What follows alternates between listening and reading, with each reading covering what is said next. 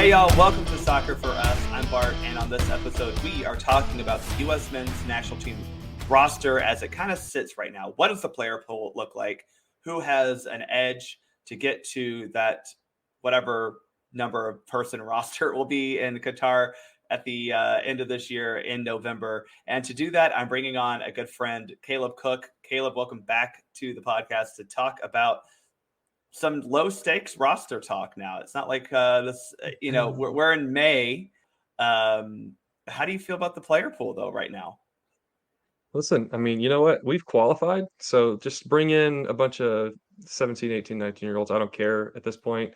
No, I mean, I'm joking. I am looking forward to these rosters because I think there's a lot to learn, to be honest with you. I think, we're going to talk about it here pretty soon, but there are some spots where you start filling in guys with pin, no question, and then you hit a certain point and you really have to start racking your brain. And I think, especially with injuries now, and I think there are definitely some questions that need to be answered. And these matches and friendlies go a long way in helping Greg and Ernie and Brian McBride. Like, they've got some decisions to make for sure. There's a World Cup coming up. I think is it this year? I can't. I'm just kidding. Well, they haven't delayed it again yet, so we'll see. Exactly. God, no. Well, for Miles' sake, maybe. But no, I think there's some major decisions to be made, and this window is going to really go a long way in nailing down some of those flags kind of left out in the open right now. Yeah, so basically what we want to do is look at where the roster kind of stands after World Cup qualifying. Look at the two deep at every position. And I chose two just because, for the most part, we know that we will have at least 23 players going to Qatar. We know that. So 2 of every 11 position, that is 22. Usually that 23rd roster spot is, the goalkeeper. We can talk about that later. But if we do 2 deep at each position, we should probably have about what we'll see for the World Cup. And then we want to talk about kind of the strength of the roster, the deficiencies of the roster, and then who do we want to see coming up in this June window? It's a big window. I know that Berhalter wants to bring the best team possible, and I think that's the correct way to approach Nations League and also the correct way to approach these 2 friendlies against Morocco and Uruguay, because we only have like 6 games to prepare for the World Cup. Right. But because it's like 2 weeks almost of games. I think it's gonna be like 2.5 weeks total that he's gonna have with these guys. There's some room to bring in extra players and evaluate and try them out in the friendly against Morocco, or even the Nations League game against Grenada, which should be a big one in our favor.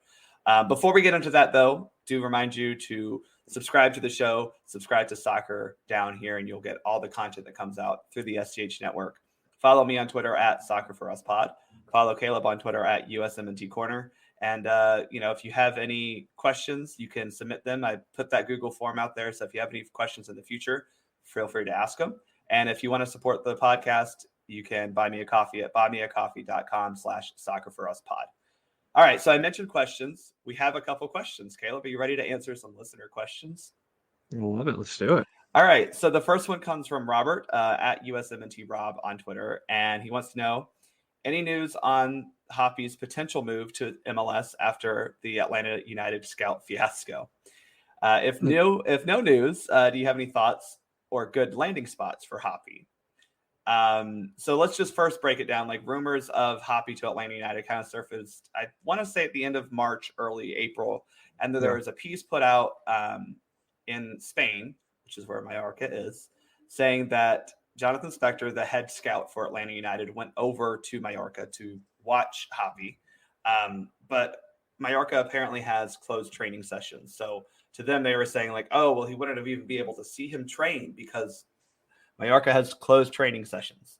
So let's talk about that particular piece of the story first. Caleb, Did Jonathan Spector just book a trip to Mallorca on Arthur Blank's dime and not actually do his job, or Yeah.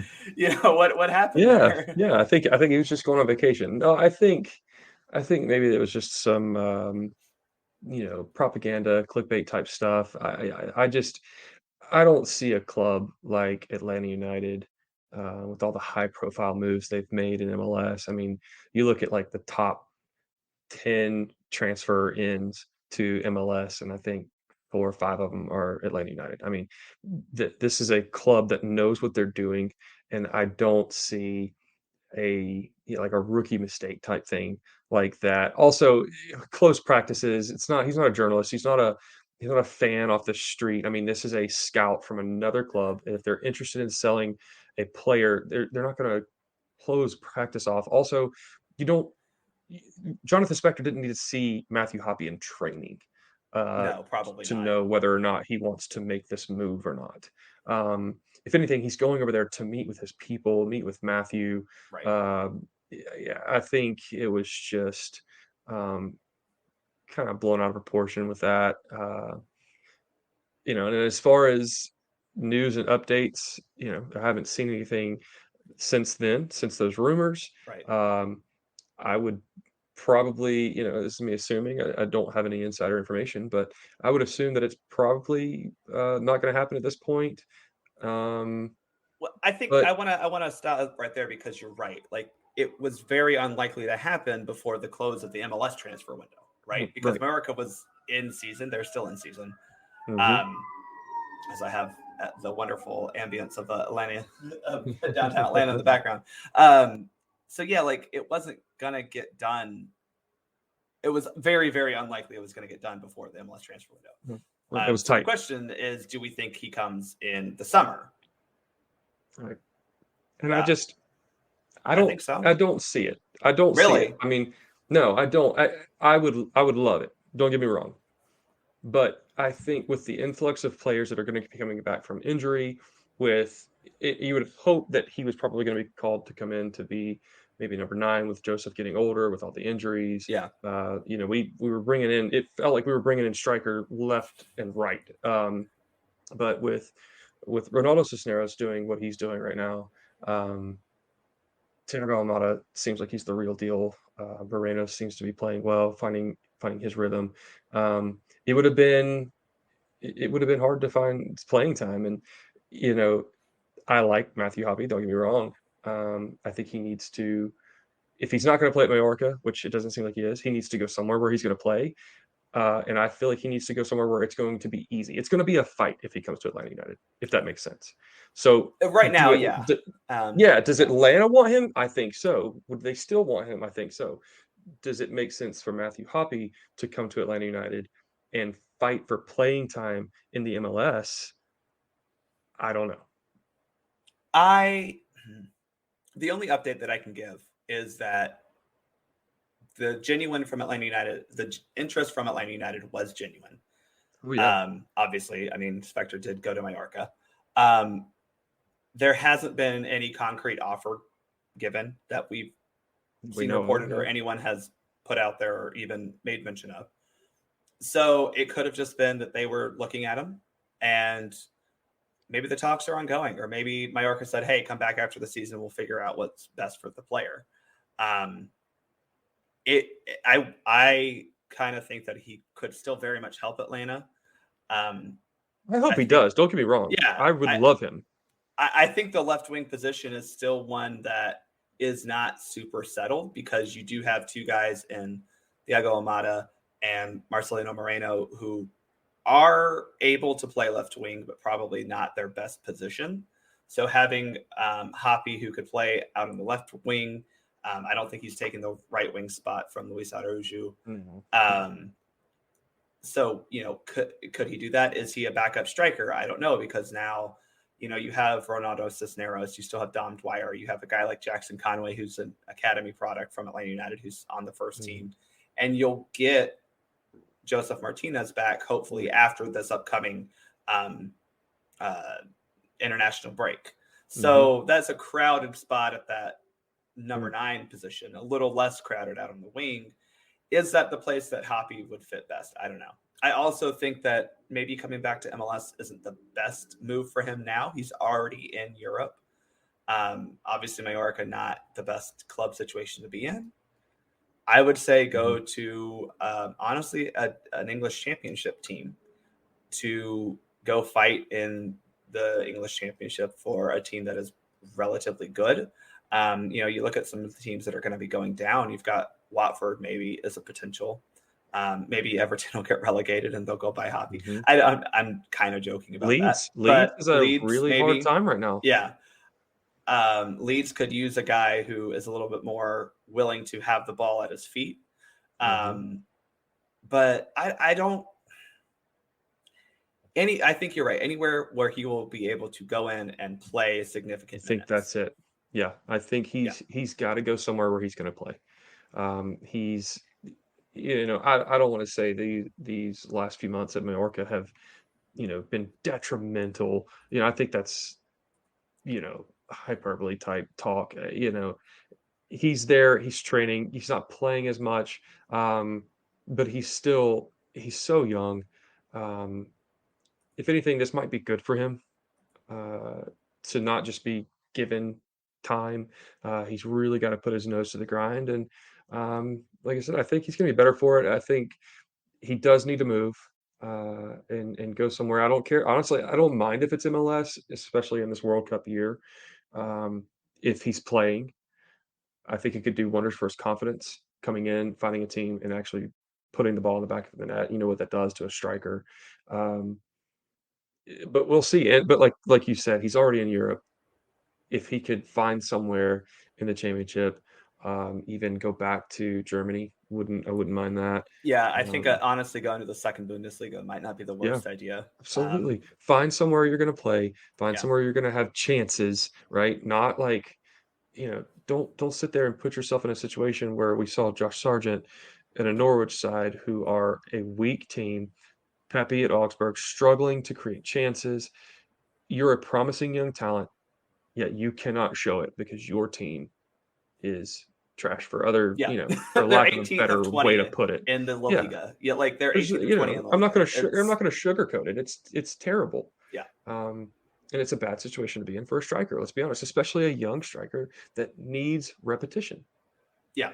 And that's really where it comes down to is he needs minutes. I want to transition this to another question about a player who I don't think is in a position I don't think he's fighting for minutes. So let's go to this next question. Ariel from Research Spike ATL wants to know, with rumors of Pulisic going to Juventus, are there other players that are in need of a move before World Cup comes around to try and get into the final roster? So let's first talk about the Pulisic move to Juve. Sure, if Juve wants him, great, he'll still play. I personally don't think Pulisic needs to go anywhere. I think he's fair. Like, I know this is a hot take for some people. I think he's fine at Chelsea. Everyone thinks that Tuchel just doesn't use him. I'm like, y'all, he's starting or playing just about every match. Like, he may not start every match. He's still playing a lot of minutes for the most part. And he's in a position where his minutes are earned. He's not just there because he's a good player. He has to beat out other good players. And I think that's a good position. If he goes to Juve, great. He'll still be, looking at European competition, which is what you want, where you want a guy like Christian Pulisic to be playing. But I don't know why he needs to move from Chelsea to Juve, other than Chelsea probably just needs to sell people for money at this point. I don't know. Yeah. Here's the way I see things. With the new ownership coming in, I think it could be a good thing, especially if he stays there. An American owner at that.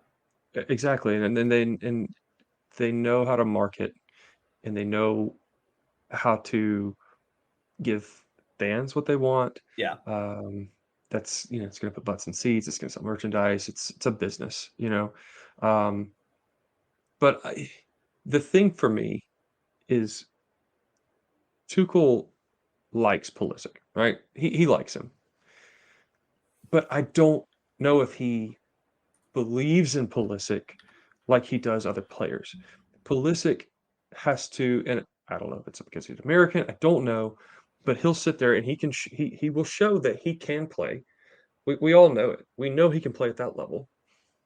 But if he has a bad game, he has to go all the way to the bottom and Yeah. climb his way back up. Yeah. Whereas Timo Werner will miss a 2-yard gimme and he's right in the next game. Right.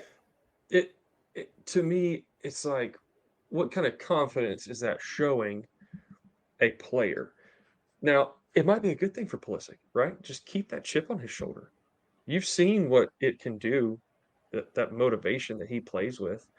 I don't mind him staying at Chelsea. I don't think he's in a situation where he has to move like some people do.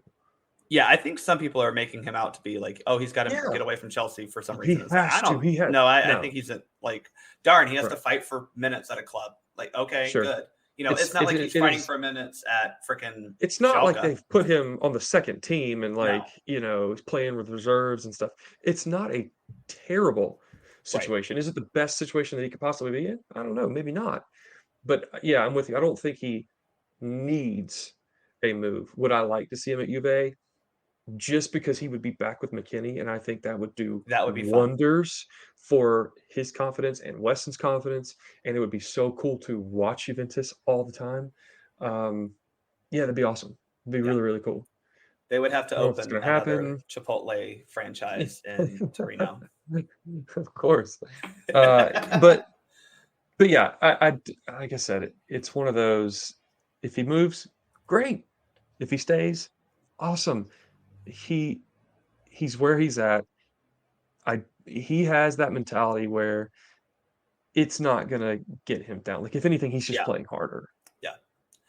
Anyone who you think needs to move though? I mean, there's a few. Okay. I feel like there's a handful of players that could use a move. Zach Steffen, Matt Turner. He's going to Arsenal, but is he going to play? Do they get him and then loan him back out so that he can play? I don't know. I don't think so.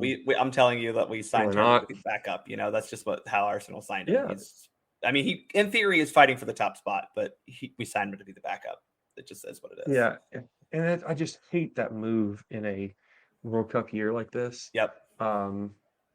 Because I do want him playing. Again, I'm not one of those people that feels like a starting goalkeeper for international level. Like, oh, they have to be playing. Like, I'm fine if it's Steffen, but you can see where it does benefit a goalkeeper. Yeah. To be playing. Okay, Yeah. it does. So I would like to see them get a move. We talked about Matthew Hoppe. I think he has a role if he's playing. We've seen his fight. I love his grit. We talked about his tendency to try things that a lot of other players won't.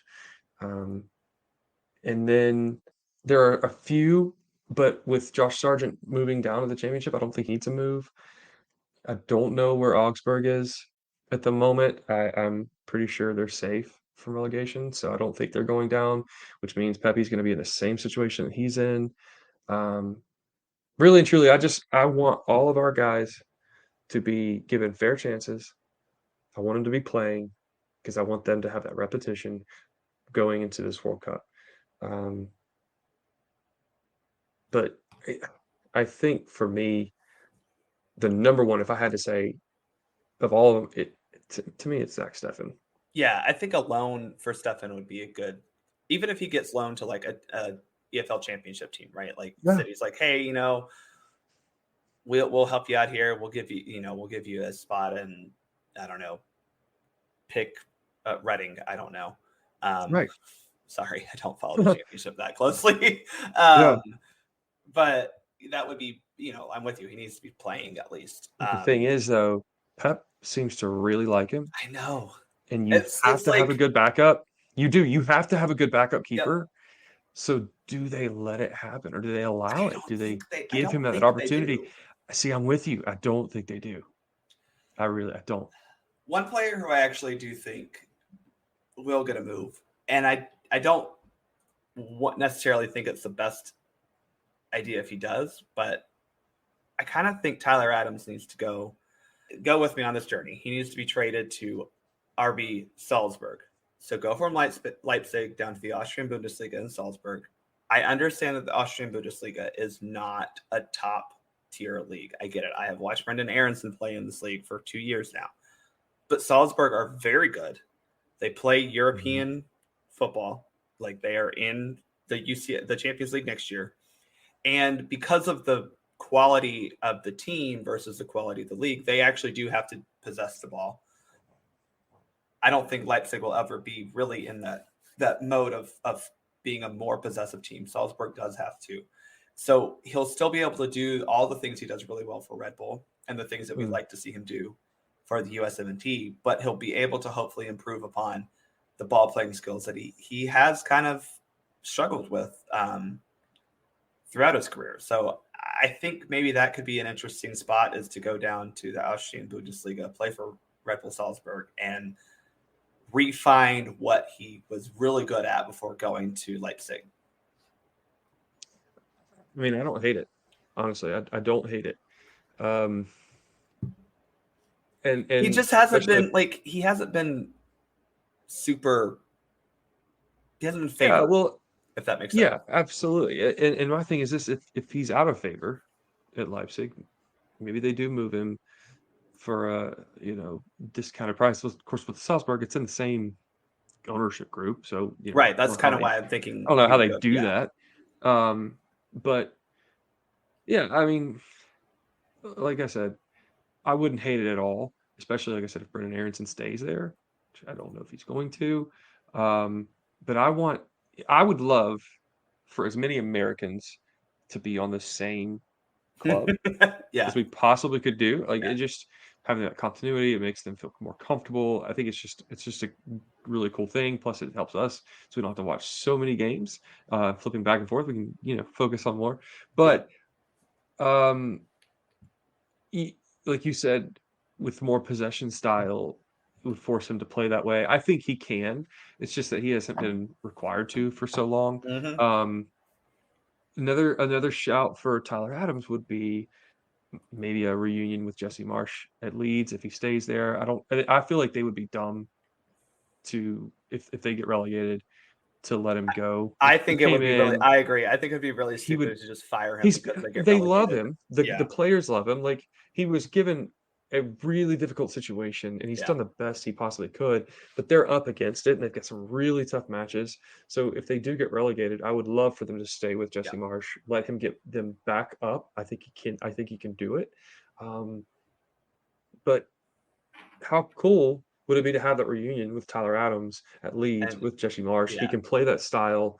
I think it'd be a nice spot for him if he's open for it. But yeah, I wouldn't hate it. I'm not one of those people that thinks he needs a move. You're right. He's fallen a little bit out of favor, but again, maybe that helps some players. Maybe that makes them just fight even harder. As long as his confidence is high, I think he can come back at an international level and he can play for the US lights out, regardless of what he's doing for club. I think he's that kind of player. Yeah. There's some players that can't do that, like at all. If they're not playing for club, they're going to step in and put the US kit, and they're going to be terrible. Tyler Adams, to me, he's got that mentality where you could put him. It's like, hey, it's a shirts and skins game, on a Saturday night. Who cares? And the dude is flat out giving everything he's got. That's why he's our captain. But yeah, I'm with you. I wouldn't mind seeing him go to Salzburg. He's the only one that I can think of that like a move would greatly benefit him in the sense of there's so many guys that are like off of that first 25 that a move will be great because like they might, but I'm going to be real honest, and we're going to talk about this in the next segment. I think Berhalter has the 25 guys he wants to bring to Qatar. I'm real honest with y'all. So anyone who's getting a move, is it really helping them make a World Cup squad?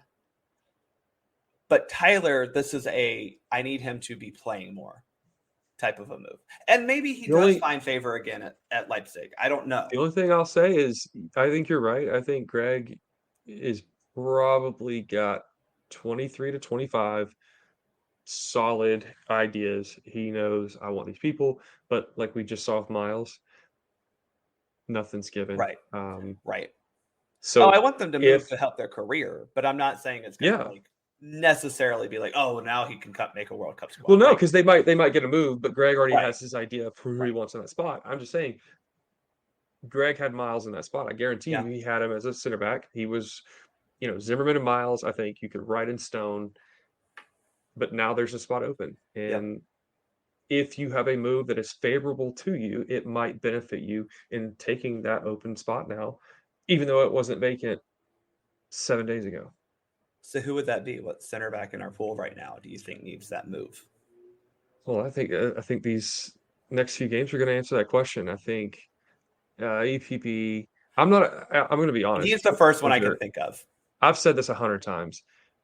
I don't rate CCV very high. Yeah, I've just not been a huge fan of his game.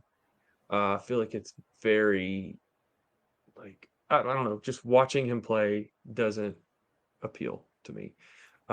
That said, he 100% deserves a chance to show what he can do, and I am so glad that yeah. he's going to be brought into this camp because I'm all for giving guys opportunities.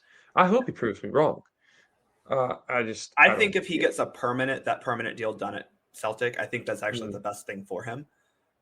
I mean, he's been Like, playing yeah, phenomenal over there. He's been yeah. one of the top defenders in the entire league.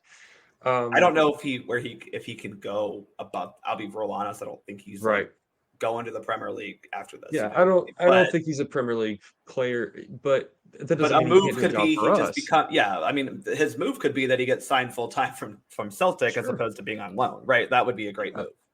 and like I said, I think EPB's probably the first person that comes to mind. Um, Same for me. I does it think he can does move it up. because my thing is the window for John Brooks to be a part of our World Cup roster was super, super tight. I think it has opened just a bit more. I still think it's tight. I think there's just a big rift between him Yeah, and Greg, and that's fine. Whatever it is, what it is. But I think this may have opened it just a tad for him to get his foot back in. But so we'll see. But from what I've seen of EPB lately, I think he probably fits the profile more yeah. for that specific spot.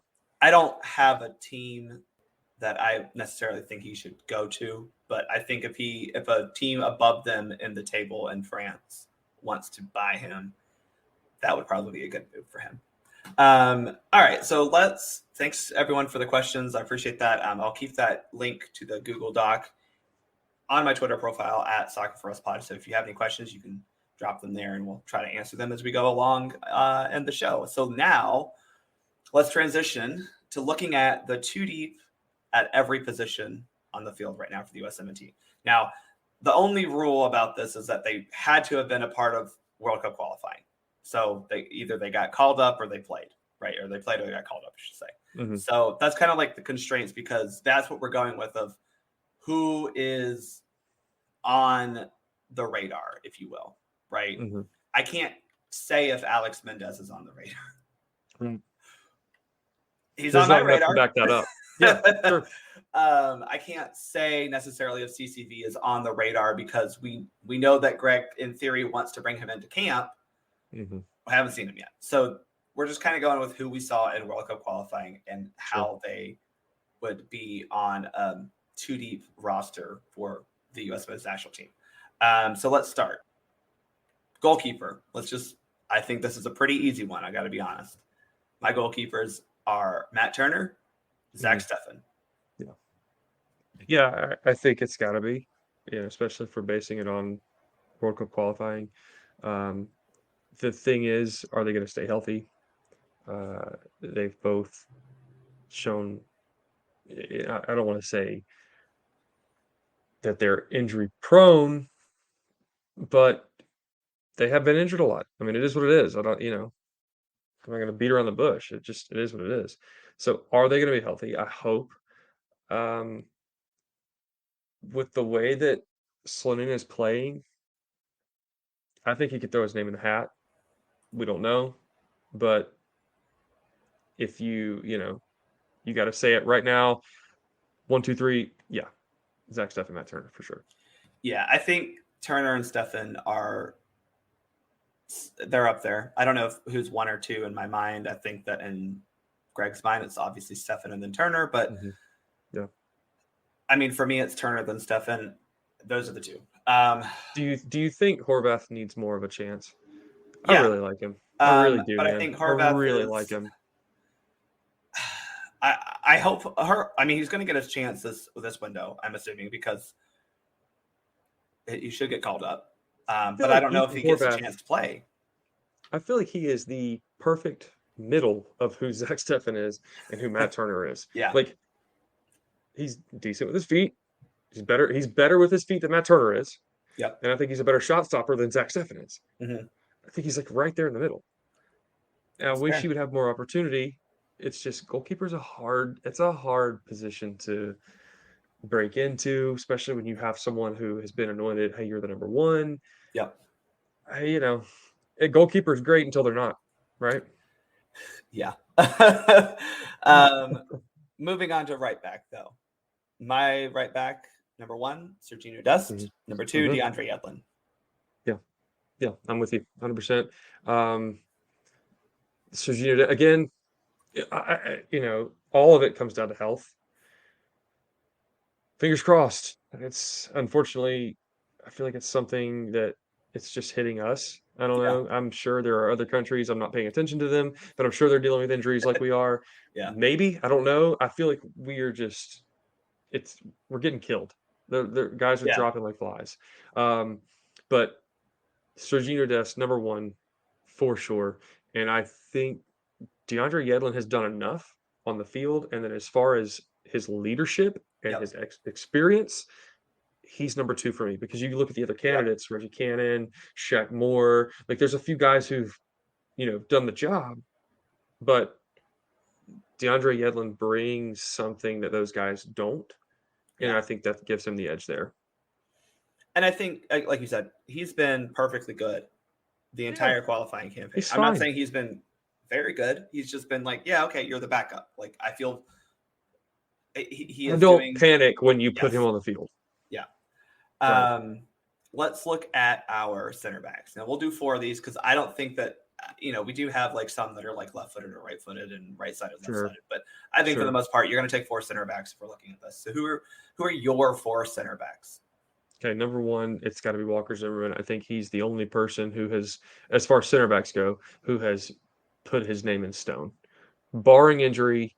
And I think you could have said the same thing about Miles. Unfortunately, he's gotten hurt. I have been I've been heartbroken. I almost cried, not because like I'm sad, but for Miles. Yeah, my God, like everything he's done, like he was pretty much guaranteed to go to Qatar, and now that's in jeopardy. It's very unlikely that it happens, and I'm absolutely, I'm heartbroken for him. It sucks. Like I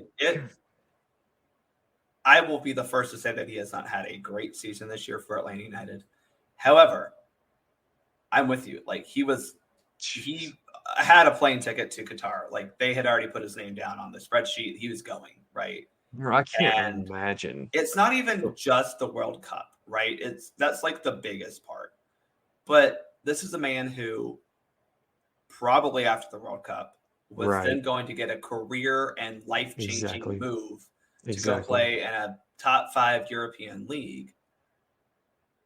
You look at DeAndre Yedlin in 2014 going to Tottenham. Yep. Players get moves based on performances in World Cups. It happens. Yep. And he had interest before that. He would have shown, hands down, and I've said it before, he could go to the Bundesliga or the Premier League right now. No. Is he going to go play for Man City? No. But could he defend against Man City? Absolutely. Sure. Yeah. Absolutely. So, yeah, I mean, we got off on a little tangent here. I had to say it. I had to spend a little time talking about my guy. I love him to death. I really do. He's been one of my favorite players for a while. I'm a defender. I just hate it, and it literally it breaks my heart. So it sucks. That said, really moving on, like I said, Walker Zimmerman right now is pretty much in stone, barring injury. Um, with Chris Richards, does he get healthy? Does he have a good run of form? Yeah. Does he keep his name in there? I hope. I think he can. I want to see it, but we have to see it. Right. John Brooks, does he even get an opportunity? I don't think he does. I have been very adamant saying that I don't think John Brooks is making the World Cup roster. And that doesn't mean I don't think he should. Right. He's on my depth chart, by the way. Same. But I'm with you. I don't know. I think there's maybe that just too much of a changes now that rift Miles is between. out. Maybe that absolutely changes. And that's what I was saying. I think maybe because I thought it was a long shot. But now that Miles is hurt, I think it has opened that door just a bit more. It better have. I mean, it should. But again, we're talking about Greg, and what's our biggest thing with Greg? Like we've talked about it 100 times. I don't mind him as a coach, other than his personnel management, his lineup selection, roster selection drives me insane. Yeah. This is what we're talking about. So I don't know. So who's your fourth? Because you got Zimmerman, Richards, Brooks. So who's 4? I think Eric Palmer Brown gets in there. I will say I would probably before Brooks. I'll say take Brooks out because I don't think Greg's going to do it. I would say probably Mark McKenzie. Mark McKenzie's been playing more, and I like Mark McKenzie. Yeah. So right now, with the thought process of Brooks not being in Greg's plans, again, not us. Please don't hate us. Please don't tweet mean things at us. This is not us. With Brooks not being in Berhalter's plans, I think it's Zimmerman, Richards, EPB, and Mark McKenzie. Yeah. Okay. So yeah, please don't tweet me things at us because we're actually trying to live in the real world for a second. I know that is not how USMNT Twitter works, but my 4 are Zimmerman, Richards, Brooks, and Eric Palmer Brown because I do think if you're looking at the 4 best center backs, John Brooks is up there. Yeah, absolutely. I think that Zimmerman and Brooks would be a very good center back pairing. I understand why Berhalter doesn't love the thought of John Brooks as one of his center backs, but I think that the Brooks-Zimmerman pairing would be very, very strong. I also think that Zimmerman-Richards pairing would be very strong. Right? I think that Brooks and Richards are kind of more interchangeable than Zimmerman. A lot of people talk about Brooks not fitting Berhalter's plans because of his we have to take what Berhalter has told us. Okay, but let's ask this question. If Brooks is not part of Berhalter's plans because of his quote-unquote lack of athleticism and speed, let's look at Zimmerman. To me, as far as athleticism and speed, they are very comparable there. Yeah. I love Zimmerman. Don't get me wrong. He's not the fastest dude on the field. I think he's a little bit faster than Brooks. He is. But he's I agree. I get what you're saying. He's it's not like he's winning. Zimmerman's not Miles. No, and, that's fair. And he's a bigger guy. He's athletic, sure. But is he worlds more athletic than John Brooks? No. Yeah. So just that whole narrative bothers me. Again, to me, it's a personal thing, and that's why I don't see it. But fingers crossed, I hope it does. I hope Miles. I hate saying this. The fact that Miles is out, if anything good comes from it, it's that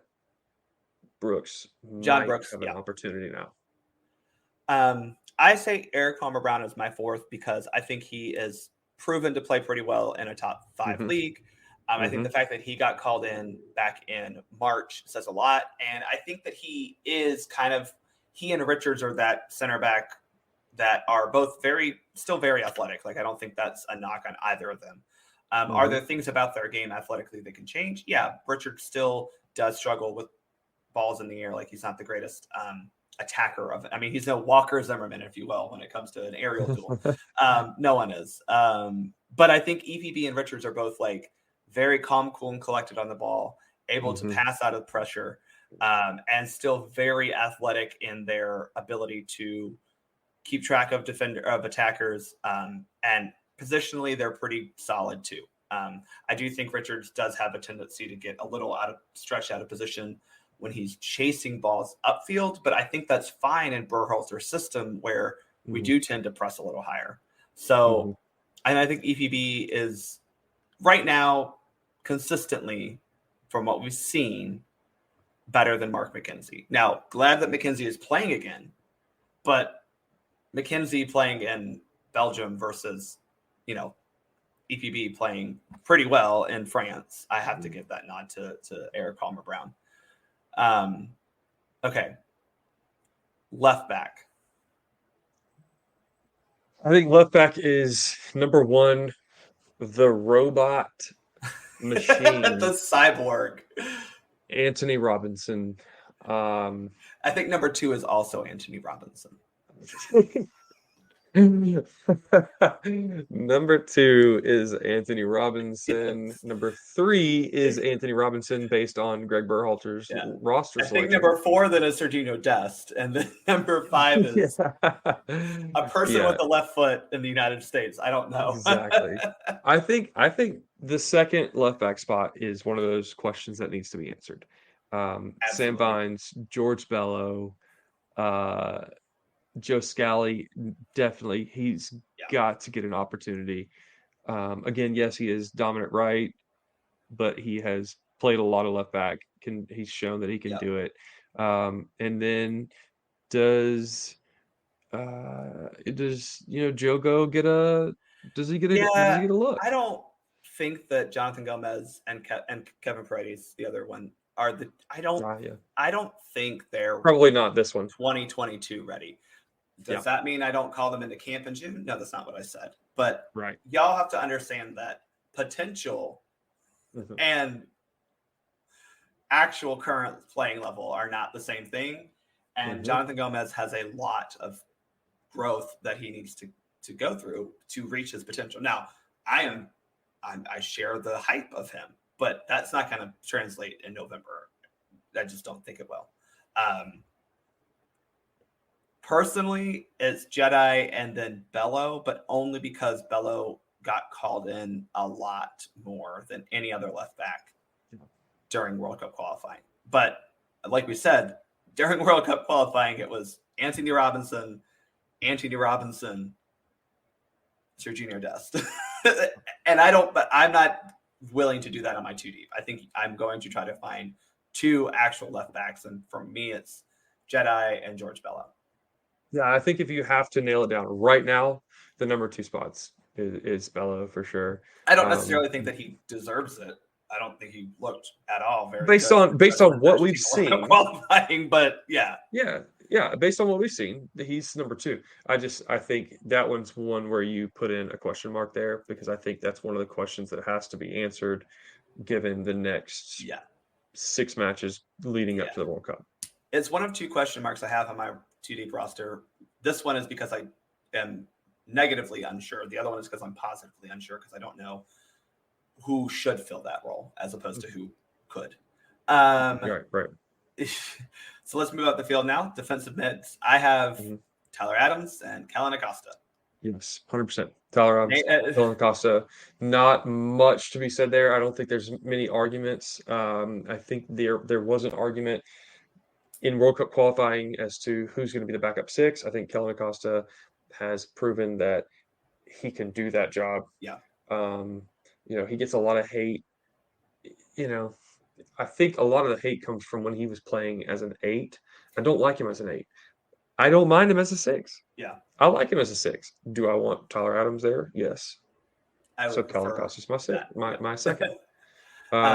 There's not a ton of other guys to even be a part of this conversation, to be honest with you. Nope. Especially not right now. Nope, not at all. So Adams, Acosta, that's fine. Let's do 4 attacking men. So we know that the 8s do, there is definitely different roles if you're an 8 on the right side or the left side. But I mean, let's just do our 4 Right. 8s. At the end of the day, yeah, exactly. Mine are McKinney, Mhm. Musa, Luca De La Mhm. Torre, Yeah. and then I am not sure. I'm leaning toward Gianluca Busio. Mhm. Yeah. That doesn't mean I'm I don't know who should fill that role. Is my question. Yeah, 100%. I'm with you. The first 3, McKinney, Musa, De La Torre, and then yeah, that's it. That's the other question mark.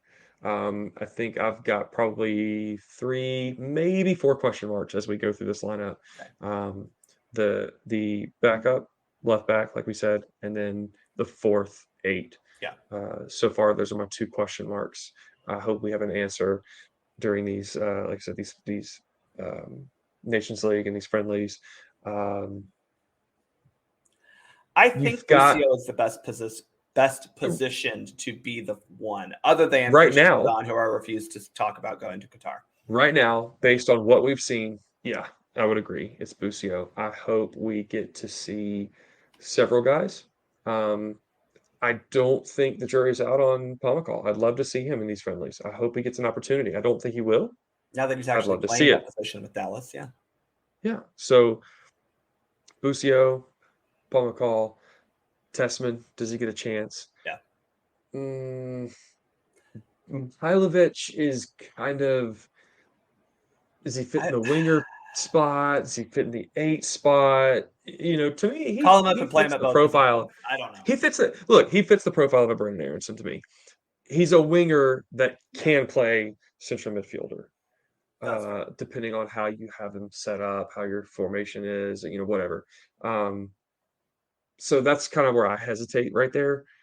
But yeah, as of right now, I'm probably leaning Busio, but it's a question mark for me. Let's go to the front line then. Right wing. Who's your first and second at the right wing position?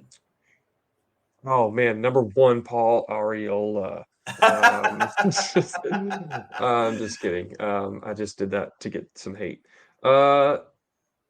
Tim Weah for sure. All right, Tim Um, Weah, number 1, yeah. and it'll be surprising why I've got Tim Weah as my number 1 right wing. Because I think a lot of people would probably put somebody else there. But for me, Tim Weah. Number 2, this again is my third question mark. A lot of guys that can do it. Do you bring the kind of DeAndre Yedlin role in a Paul Areola, or do you bring someone who has shown promise? Again, I'm not Greg. I don't know what he's leaning for. So for me, like I said, it's probably a question mark there. Mine's Weah and then Reyna. But I think the thing about Reyna is he could also be legitimately my fourth 8, if not the second 8. Exactly. I'm putting him on the right wing. I'm picking Weah over Reyna because I know Tim Weah and what he brings to this team. And not trying to rag on Gio, but dude, get healthy and play. Yes. I know you're not out for the World Cup, but I can't put you as my pinned in right wing starter if you're not currently healthy. Yeah. Gotta be healthy. Yeah. Left wing. Who is your number 1? Who's the kid who he plays for Chelsea? Yeah. What's that kid's name? Kid from Hershey, Pennsylvania. Yeah, that kid. Yeah, man. It's Pulisic for sure. Yeah, Christian Pulisic is anybody who has anybody other than Pulisic is stupid, and so who's your 2? Delete their Twitter account. My number 2 is Brendan Aronson. Yeah, okay, same. I think Aronson and Weah are both that same type of player, and I think either of them could play on either side. Honestly, 100%. But for me, it's Pulisic and Aronson. This is where I do think that when you look at flexibility of positions and versatility of positions, where you might be able to bring a guy just go with me here, a guy like Areola, who would be the third at either of those spots, but why not bring him for extra cover? Because he does give you something that a lot of those guys don't necessarily give you. Right. but for the sake of this exercise, we're picking the 2 at each position: Pulisic, Aronson. Striker. Who are your 2 strikers right now? So this is where who knows?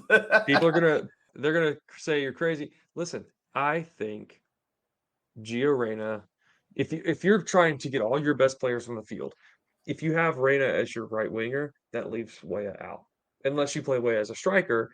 But my thing is, if you're going to do that, I would rather have Weah as that right wing spot and Reyna as the striker, quote unquote, but playing deep, more set up as like a 4-1-2-1-2 type thing. Your width is coming from your outside backs because we're pushing high anyways. And if Ferreira is going to play striker, to me, it fits the same profile as a Gio Reyna. Yeah. If you're saying, "Oh, Ferreira can do it, but Gio can't," what? No, miss me with that. I would love to see Pulisic, Reyna, and Weah, and then just sit there and watch them interchange the entire time. I think it would be a nightmare, especially if it allows Reyna to drop in more into the midfield. Yeah.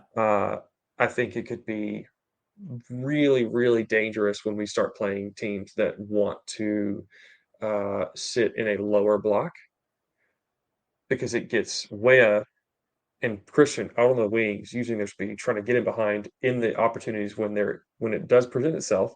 But then you have Reyna being able to drop in that midfield and unlocking the defense because he might be the best of anybody else on our roster in doing that one thing. Yeah, I mean, I get what you're saying. We haven't seen it yet. We obviously haven't had the opportunity to see it yet. So I don't know I how just much don't of know. that. No, you're 100% right. That's completely on me. I don't even know if Greg sees that happening. I just don't see how you can make the argument and actually do it with Yeah. Ferreira and let him do that, but then say, Reyna can't do it. Well, I'll say that I think Ferreira is my starting striker for the record right now. Yeah, realistically, I'm with you. Ferreira does a lot of things that strikers are still supposed to do, which is get in the box and finish. So he's still very good at that. But I agree that like everything else, I think what you're talking about, the way that our strikers play, if Ferreira is a striker, Gio could also do for the most part. But would he not stay high enough would be my question, because Ferreira has learned to stay still high on the field while also dropping back and linking up. But I'm not saying that Gio couldn't figure that out. So if Gio's your starting striker, is Ferreira your second? Ferreira's my second, yeah, because realistically, Gio is right wing-ish material, whatever, based on what Greg's doing. And then Ferreira is my striker based on what Berhalter wants. That makes sense. I have Ferreira as my first and then Pepe as my second, because I still think that he does the other things that you want in a striker pretty well, and we haven't seen anyone else be impressive. Now, that said, with Norwich being relegated, maybe that helps. I don't know. I think they're going to. I mean, not I think they're going to be one of the better teams in the championship. They are. And they've shown that when they're down there.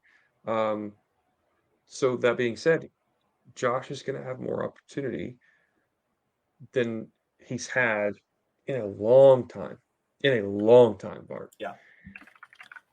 And that's a really good thing leading into the World Cup. Does he get the opportunity from Greg, though? I don't know. He's still got to get healthy and play, because that was still a problem at Norwich. Still an ankle, an ankle injury right now. So. Yeah. All right, so that's the 2 deep at every position. That's 22 players that we think should be going to Qatar right now, basically. I don't think you and I have pointed out who we think are absolute locks. Everything else is pretty fluid. It's all bubble.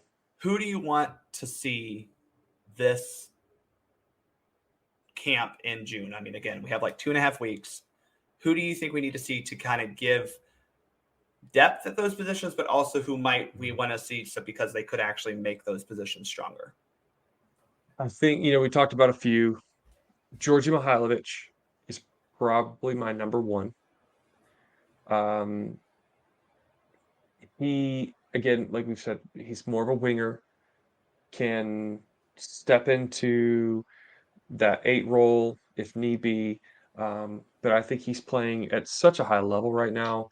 He has all but earned himself a look. Um, After Georgie, I think, you know, I'm torn. I know Roldan is part of Berhalter's plans. Watching him in the I don't need to CONCACAF see him Champions again. We see League. him enough. That's all I'm saying. No, and we don't need to see him. In terms I of new just guys. In terms of new he guys. is he is an enigma to me, and the only reason I bring him up is because watching him in the CCL final, he was fantastic. Yeah, he Why was. can't he do that with a US Yeah, shirt? Uh, it is like I don't get it. I don't understand because I'm sitting there and I'm watching the game and I'm going, no way that was rolled on. There's no chance. And sure enough, like he's pulling out these one touch, tight space, send the guys down the line, in traffic turns, makes it like I don't understand why he can be so effective for club and then so ineffective for country. And it's not even the level of competition. He wasn't this good in Gold Cup, Right. which And is I don't, arguably a lower level than CONCACAF Champions League I, final I comparatively. just don't, Yeah, I don't know I either. don't, I don't get it. I don't get it. So like I said, that's the only reason I kind of bring him up to, whether we see him, I don't know. I mean, I think we'll see him. I think he'll be in camp. Let's just put it that way. Oh, for sure He's he's not gonna a be in new camp. face, so to me, so Yeah, no, he's not at all. It was just like who I saw in the CCL is new yeah. because it's like, well, that's not what we see with the US. Um, but yeah, so I mean, it's for like I said, for sure, it's Georgie, and then I want to see Sam Vines That's the because I one want that to I see if he can. definitely want to see is because I need to see another Yeah, left back. yeah, I want to see if he can push Bello, right? Like we talked about, if Bello is that kind of pencil slash pinned in second right now, based on what we saw in World Cup qualifying, can Sam Vines push him? Yeah. I'm with you. I don't think Paredes and Gomez can push this cycle. Definitely moving Yeah. forward, but I think Sam Vines is probably the only person who might be that natural left back um, that could overtake Bello for that second spot. Um, I think I would really like to see Tanner Tessman. I would too. I really like what he offers. He's a big dude. Um, if you're looking at someone who could be like that James Sands role, I think Tessman could be that role. Yeah. If you like, he's big enough and athletic enough and skilled enough to where if you were like, hey, dude, it is an emergency. We need you to play center back. I think you Yeah. could do it. You need him to play the 6. I think you can do it. He's technical enough to play the 8. Yeah. Yes, he's young and a little bit raw, but I would still like to see him Okay. given that I would opportunity. like to see him get called up from this camp too. So Yeah, I mean, why not? Again, we've talked about right. or was it Doug McIntyre said there's supposed to be like 27, so you've got room. Yeah. Why not do it? All right. Well, I mean, we have a roster coming out in what, a week and a half ish. So we'll be able to see all these guys when they get there. Caleb, where can the fine folks listen to you talk more or give your opinions more? USMNT Corner and J Caleb Cook 1 per personal. All right. Well, you can follow the show at Soccer for Us Pod. And again, subscribe to Soccer Down Here so you get all the coverage coming out from the STH network. Thanks again for listening. I'm Bart. I'm out.